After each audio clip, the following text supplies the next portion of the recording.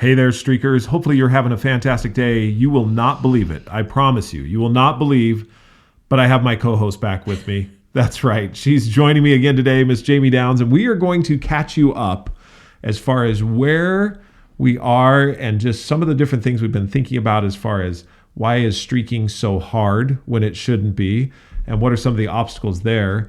And we'll probably talk a little bit about something I mentioned in a previous episode about expanding your comfort zone. All of that and more with my co-host. So let's start streaking.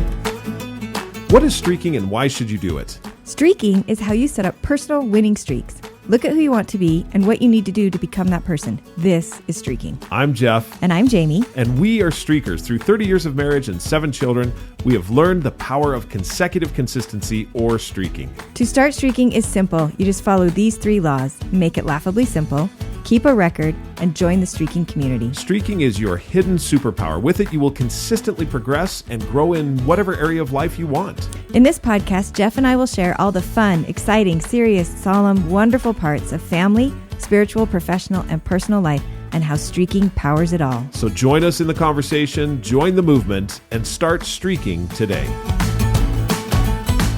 Awesome. I'm super excited to be back. I'm so glad It's been a little bit. Back. You said we're going to catch everyone up. I'm like, we're catching me up. That's what we're doing. Yeah, it's been a little while. So first of all, how come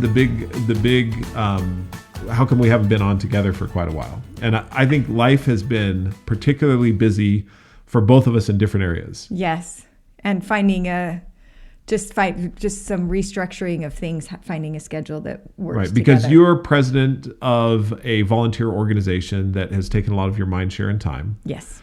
And that has caused it so that our schedules have been just a little bit off. So I've been covering things. Yes. And then also I've been going through a lot of different changes at work, and therefore that's thrown my schedule off. Yep. And now we're at that point where spring is upon us, and the rain is falling outside right now. In fact, this morning when we went on our walk run, I felt like it was it was getting springish.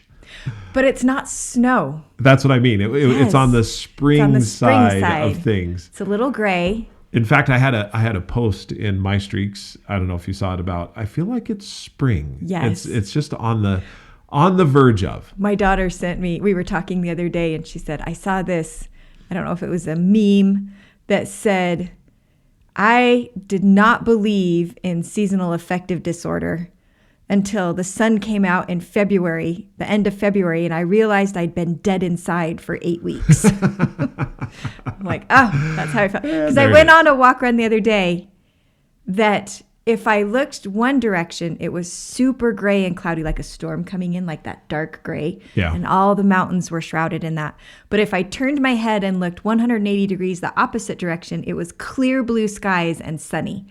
And the walk was that way the whole time, that for a few minutes I'd be getting rained on, and then the sun would peek out of the cloud for a minute. And so I was just noticing how easier it is for me to be outside when the sun is shining. Oh, absolutely. When the sun is shining, there's just something different about that. You soak in the radiation rays of the sun. And you just feel like you're like, okay, I can do this. But when it's gray after gray, you're like, I don't know if I can do this. Yeah, absolutely. So it's nice to have this. It is. Even though today's a gray day, but the sun However, is around like the corner. Said, the sun's around the corner, and it's rain. It's rain, not snow. yes. So we know that makes it a little bit different. Spring is right around the corner. So I wanted to go into a little bit about a conversation that you and I have been having for a little while. And it's something we talk about quite often, and something that you've brought up a few times in regards to how come streaking is hard. And here's what I mean by that. It seems that once people get and understand how to streak, then it catches on and they keep going. Now, there's a whole bunch of different reasons as to why you break a streak or why you don't do those things. And we'll probably get into some of that. But the question is why does it take a little bit of energy to get into a streak? How come it's hard? And one of the things that you mentioned is accountability. And so if you go to other apps, for example, and we're talking about the My Streaks app, but also streaking in general. If you go to anything else, you are not necessarily required to be accountable to be able to use that particular app. So for example, TikTok or Instagram, how hard is it to scroll through something that just entertains you? Not hard at all. But now you get to an app that requires you to do something, requires you to invest in some way, then it becomes a little bit more difficult. And so that's one of the things that we've been talking about is what is it that, how do you overcome that? How do you actually get going on it? And I think that's one of the reasons why we have the first law of streaking, which is to make it laughably simple. And, you know, what do I do to get that inertia going in regards to doing a streak?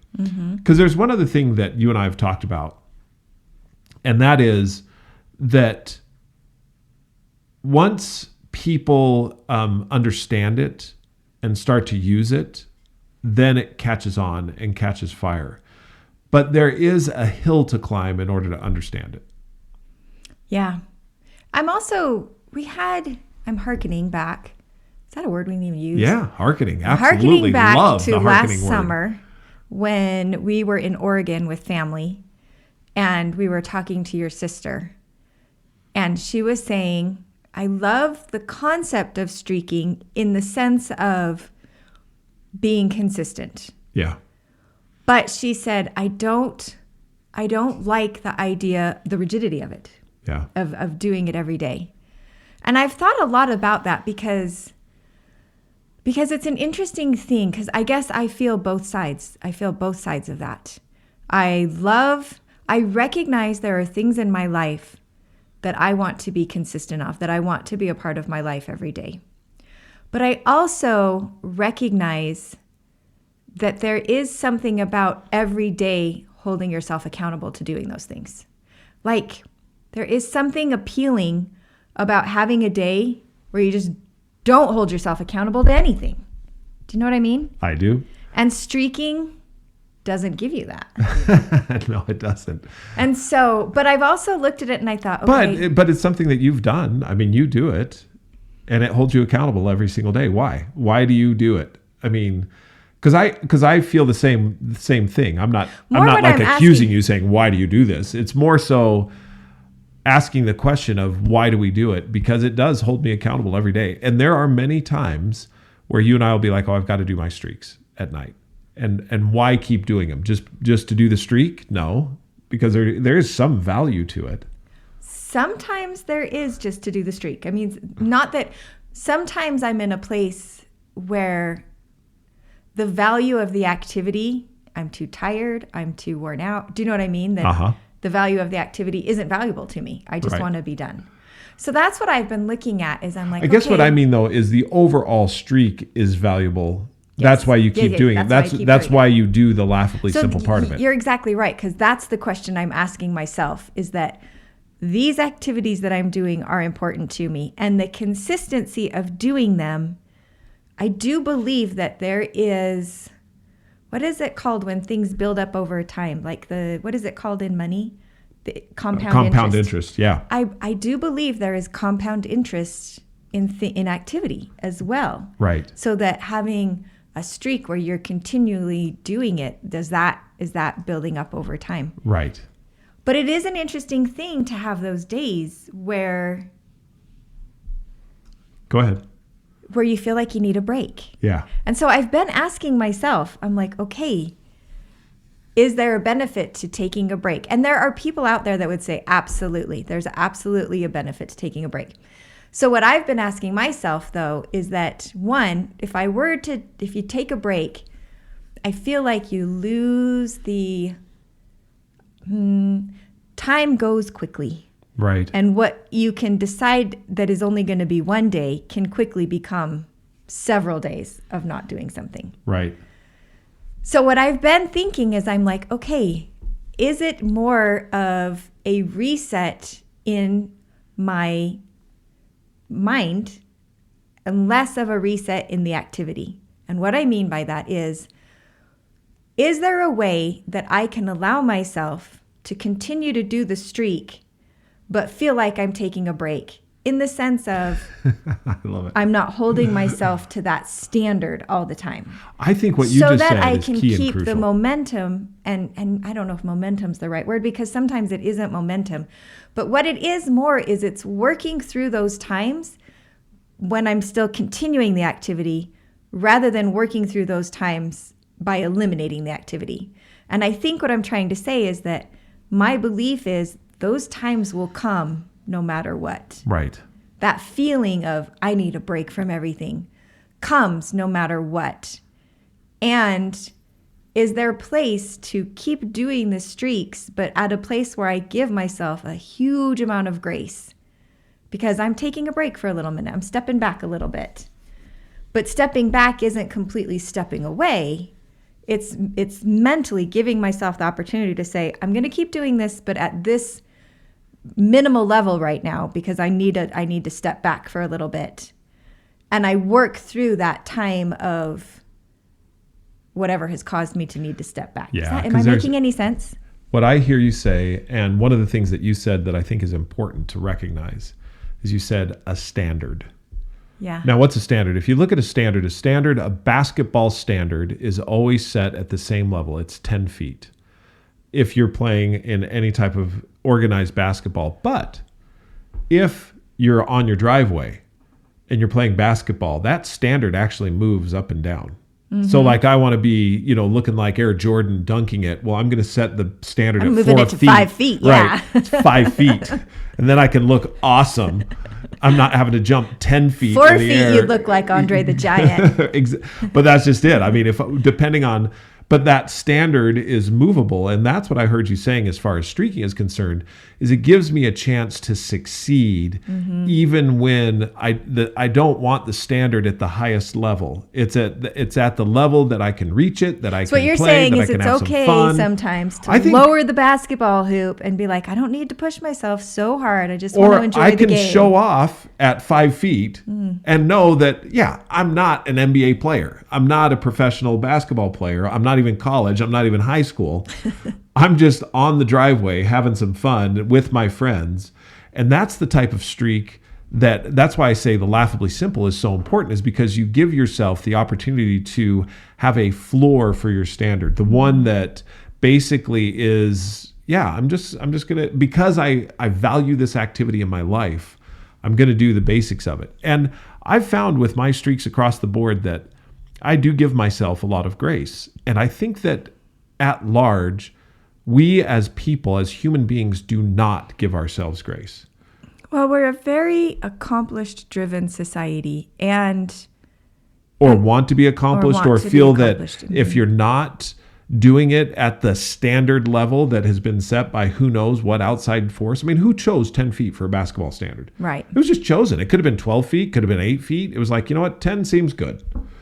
And who knows, maybe in the future, because our basketball players are so tall and so big, we will move it to 12 feet. It's like throw everyone's shot off for a couple of years. But with that being said, I think that everyone can allow themselves a little bit more grace in being consistent, because here's what I do believe, and I think you mentioned this as well. If you get to the place where you're like, I'm just not going to do this at all anymore, it will go away. It does not, whatever the activity is, because good activities don't stick around by themselves. If, for example, I was to stop writing a sentence a day, I know that it would be months and sometimes even years before I might pick up a pen again or type in the keyboard again for some particular book or article or letter. And that's why I look at it and say, for me, it's always been about giving myself grace so that on those days that are particularly painful and difficult, I have the opportunity to do the floor of the streak. And I think that people have a hard, so my sister, you bring her up, I think she has a hard time giving herself grace. Yeah. It's like, I only did, or I just did this little amount. When in actuality, what we need to be looking at is the everyday amount is compounding through time. There's two things I'm thinking about as you're talking. One is identifying the difference between streaks. So you've talked about this, I believe. lifetime streaks. So things that you're I'd looking wanna at do in your for all life, of you're my like, life. I really want this to be a part of my life always. It's not going to change. Time of life streaks. So things that are indicative of where I am right now. Like I need to be consistent in this area right now, but I'm not going to hold myself, I'm not going to go into it thinking this is something I'm going to do forever. And then, so what is it? Time of life, lifetime, and then challenge streaks. Yeah. Which is something that's a different kind of streak because now it's, you really are challenging yourself.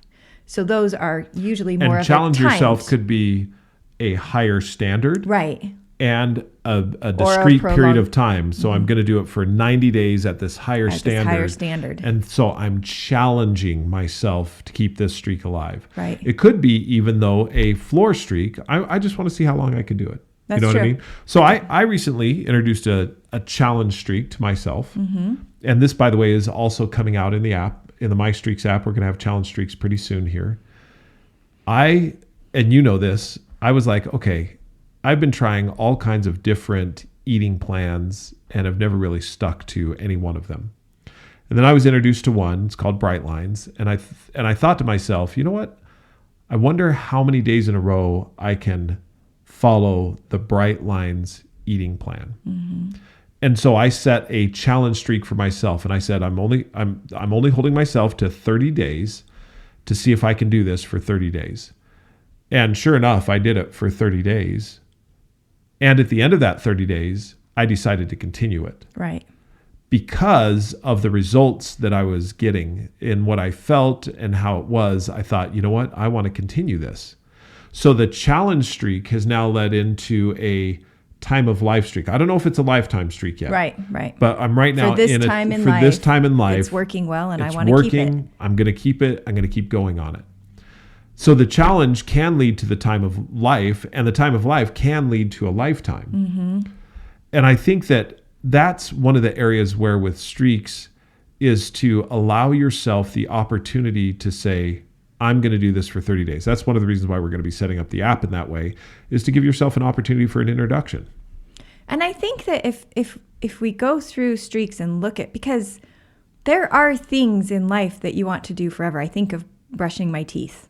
I would like to brush my teeth every day. You would like to for have the rest teeth of my life. and have teeth Yes. to brush the rest of your life.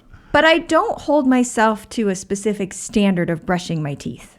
Does that, like, there are some times that I brush quick because I'm tired. Right. And I go to bed. But that doesn't, but I don't want to stop doing it because I have to do. And it's interesting. There are times that I'm like, I'm tired. I don't want to brush my teeth. But just having that little bit of extra thing to just go do it real quick and then be done makes a big difference. I've literally sat in bed sometimes and thought, is it time to break this streak? no, I've sat in bed and thought, I don't want to brush my teeth. I'm not going to do it. But knowing how I'm going to wake up in the morning, or that I might wake up in the middle of the night and it'll bug me. Do you know what I mean? I that do. I'm like, okay, I'll just I've go been do right it. there. So because my feel streak like, is not to brush my teeth. There's sometimes I've flossed but not brushed because I'm just like, I'm just going to do one of these. And I don't know if we can stay married. You just said there's times you don't brush your teeth. Yeah, I know. No, I'm kidding. Wow, that's it, huh? That's the straw that breaks the camel back. That was the deal breaker. So, but the point is being able to identify that different kind of, that there are some things that the activity is so important. You're like, I want to do this every day. And by doing that, you do tend to have incremental improvement. Oh, absolutely. Because you're continuing to do it. And I think incremental improvement that goes to breakthrough improvement, or Yes. breakthrough results. Stuff that happens that you're like, wow, this never would have happened had I not had a streak. There are some things, though, that are preventative. So, like, for example, brushing the teeth. I don't know that my smile is going to be that much more amazing because I brush my teeth every day. However, I'm preventing bad things from happening. I'm preventing deterioration. Yeah, exactly. And I think that, so some streaks are to fight entropy. To keep it from. Absolutely. There was an article that I wrote in regards to, so I was talking with, when I had Rose on, we were talking about the time matrix or the activity matrix. And there's a particular article that I wrote regarding this. Let me see if I can find it real quick, because it relates, there's a certain part that I wrote in there that relates to what it was that you were just saying in regards. And I think the reason I'm thinking about this is because I want to communicate to people that you can have time of life streaks. Like Right. this idea, because you started this conversation by saying, why is streaking hard? Yeah. And I think sometimes it's the idea of doing something forever and then adding more things to it and doing it better. And we know we're going to make it bigger and bigger and bigger. And so you're Right. like, I don't even want to start because it's just, and then I'm going to be failing. Right. So looking at it and saying, look, there are different kinds of streaks. There are streaks that you're going to want to do your whole life. For me, a lot of those are my spiritual streaks or healthy streaks that you're like, I want to do this my whole life. Right. But then there's challenge streaks that are like, I want to push myself. I don't want to hold myself to this level forever, but I do want to push myself and see where it takes me. Right. And then time of life streaks where you look at it and you think, I really need this in this time of life. I don't know how long I'm going to do this. I don't know how long I'm going to keep this. And I think allowing yourself to have consistency and then say, okay, that's worked great, and I'm not going to do that anymore. Or I'm going to replace it with a different one. It's now that streak was good, and that I'm thinking of health streaks that I look at and I think maybe for me, walking is something I want to do every day for the rest of my life. I want that to be a part of it. But maybe for someone else, it might be movement. I want movement to be a part of my life every day.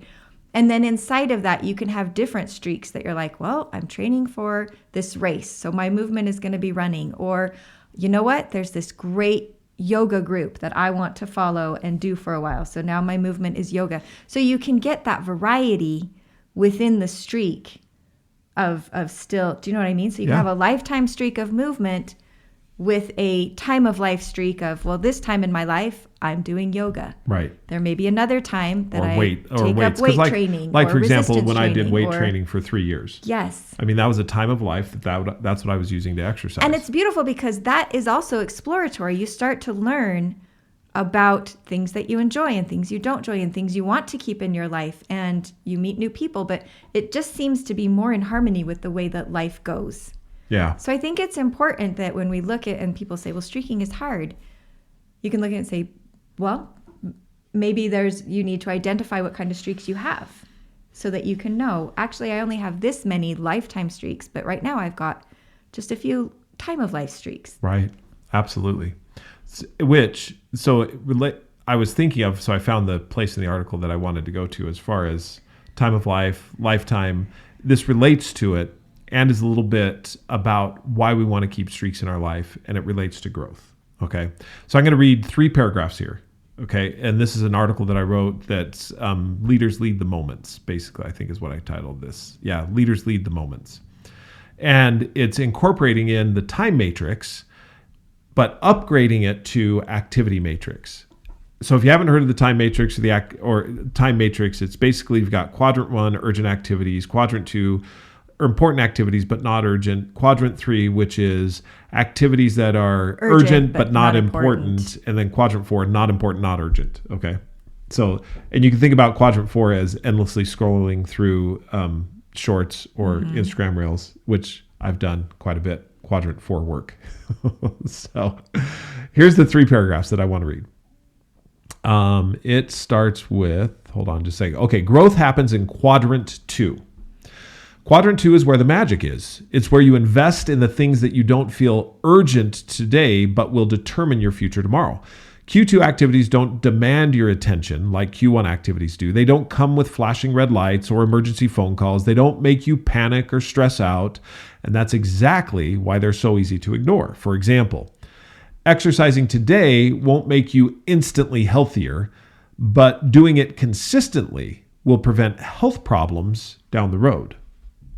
Reading one chapter of a book won't change your life today, but over time it will expand your thinking and give you an edge. Spending an hour mentoring your team, if you're a leader, might not feel urgent, but doing it regularly will create strong leaders who don't need you to fix everything for them. Strengthening relationships with your family or spouse won't solve a problem today, but it will create deep connections that will carry you through life's challenges. Q2 is where you build. It's where you improve, refine, and get better before you're forced to do it. Q2 is where streaks live. The reason most leaders don't spend enough time in Q2 is simple. Growth isn't urgent. Mm-hmm. No one's going to email you demanding that you work on yourself. Your calendar won't scream at you to invest in relationships. You won't get a notification reminding you to prepare for the future. And that's why so many leaders and individuals push off Q2 activities until they, quote, have the time. Mm-hmm. I'll work on it. I'll work it out when my schedule isn't busy. I'll start reading when things calm down. I'll invest in my team when I'm not overwhelmed. But the irony, if you never invest in Q2, you will always be overwhelmed. And I use that word purposely, always. I know it's all inclusive, but I use it purposely because when you neglect growth, things start to break. And when things break, what happens? They become emergencies. And when they become emergencies, guess what? They move to quadrant 1. Ignoring quadrant 2 is what keeps quadrant 1 full. That is really good. And you can see it in so many things. It is just like, this is why I'm just like, yes. That's why I do a streak every single day. Yeah. In all the areas of life that matter to me that are all about growth. Every one of my streaks, if you look at it, are Q2 streaks. Mm-hmm. The other thing that it does is that if you're investing consistently in Q2, then the Q1 is more manageable for 2 reasons. One, less things become an emergency because you're taking care of them on a more consistent basis. Right. But also you have the capacity to handle the real emergencies, things that happened just because there are real emergencies right. that are out of nowhere. And so I also just love recognizing how easy it is because Q2 activities can coast for a little while and be fine.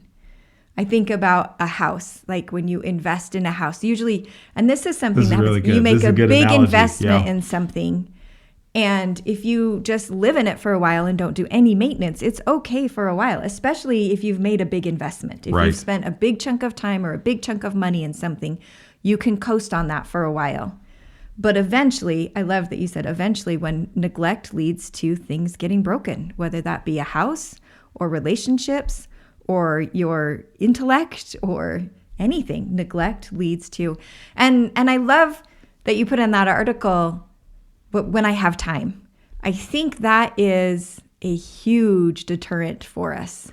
A huge deterrent because which is why go ahead, sorry. Well, it's doing 2 things. It's I feel like what you're communicating is this is really important. I need to make time for it.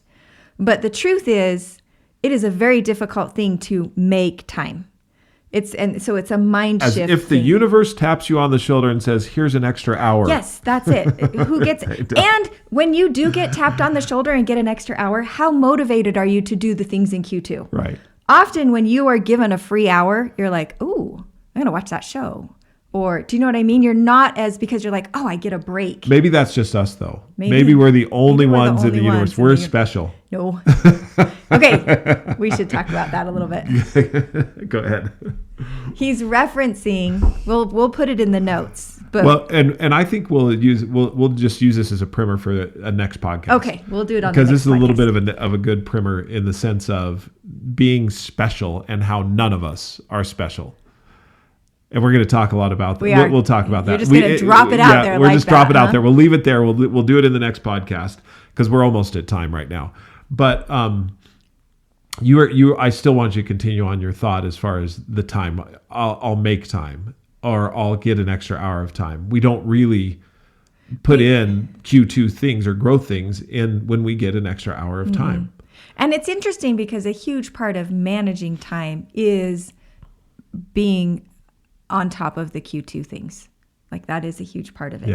Yeah, it really is. You were going to say something. What I was going to say is that as we, and now it's left me for a second because I got on the special, but it was, you were talking about the. I have another Go comment. ahead. Go with your other thought, Because because the this will second come back to thing, me. going back to the house analogy, is there is something gratifying, and I've talked about this before, about being able to make a big investment in something. So when you finally buy the house that you've been saving for, or in terms of activities, I finally took the time to write in my journal. I finally took the time to do this project I've been wanting to do. There is something hugely gratifying about when that finally happens. And so, but the hard thing is that there's big chunks of time often in between. Yeah. And so in order to, if we get to this place where we were able to make that big investment, I think it behooves us to continue making those small investments over time that will keep that big investment going. Right. And what I was going to say is the reason why I upgrade the time matrix to the activity matrix is the emphasis is on doing the activity, not on how much time it takes. Yes. So for example, if I want to keep my large investment healthy and strong, which is a house, I'm going to, for example, one of our streaks is to do at least one household chore every day. Mm-hmm. That can be as simple as wiping the dust off the top of a picture frame, which I just did. Nice. Or it could be as involved in, we're cleaning the whole second floor today. We're taking all of the couch cushions off and we're vacuuming under the couch. Exactly. But it's not about the time that it takes. It's that I did the activity, and the activity was what filled the time. And that could be 1 second of time or 3 hours of time. But the emphasis is on doing the activity. And I think that is so important and such a difficult concept for people either to understand or to want to believe, because we measure things in time. We do in the same way that we measure things in money. And that's what I'm saying is we need to measure it in activity. We need to measure it in activity. And I think it's a mind shift, but I think it is a hugely important mind shift to make. Absolutely. Because it has a huge amount of benefits. Huge amount of benefits. I think measuring in time keeps us from doing things consistently. And I also think it puts a false level of importance on something when it's measured by time. And by that, I mean by saying, oh, I spent a lot of time on that. That doesn't necessarily mean the same thing. Do you know what I mean? Yeah. Time is this, I don't feel like I'm communicating. You're communicating it very well. Time is ambiguous. It can be very solid, but it can be ambiguous. By that I mean, look how often you can get stuck in scrolling and time just passes and you were completely unaware. And I think, like what you said, it could be a false sense of importance. Mm-hmm. It's because I spent 3 hours on it, it was really important. Or because I only spent 1 minute on it, it doesn't count. Exactly. So when I was talking with Rose about this, and if you want to go back and listen to that podcast, she was saying how some paintings will take her 10 to 12 minutes and are the best that she's ever done.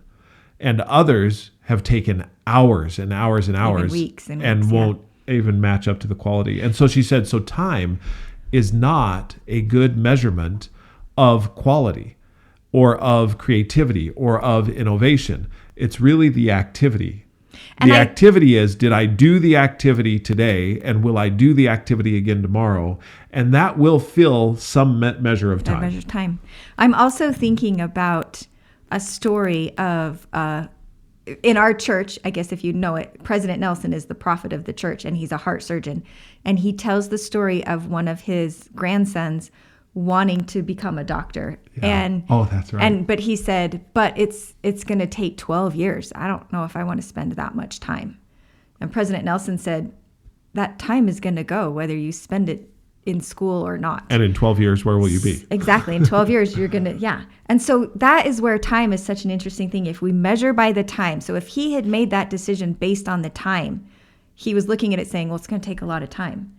And President Nelson was like, time goes no matter what. It was keep going on and marching forward. Therefore, the focus needs to be on the activity. When you focus on the activity, the time will take care of itself because it's going to keep going no matter what you're doing. And that's what I think we're trying to communicate with Streaks, is that the time is going to keep going.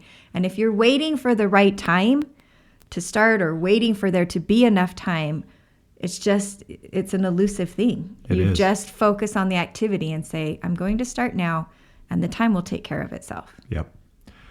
Thank you for joining us today. And by the way, I meant to comment. Fun. It was fun, and you're beautiful. Well, thank you. You look really pretty. Thank you.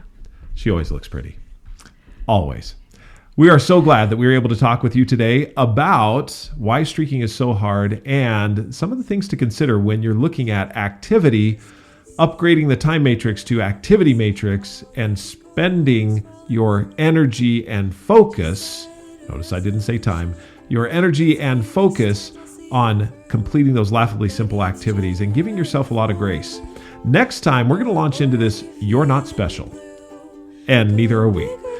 And it is something that has changed Jami and I as far as our perspective and our outlook and what it is that we have. You're not special, because everyone wants to be special, but you're not special.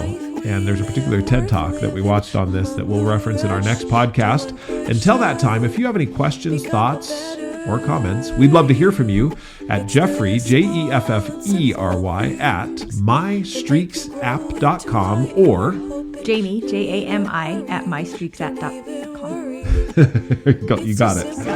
It's not rolling off the tongue like it used to yet, it's right? Just Jami at mystreaksapp.com. All right. Thank you, everyone, for joining us today. Until we talk again, we hope that you have a marvelous, fantastic, wonderful day. And as always, keep streaking.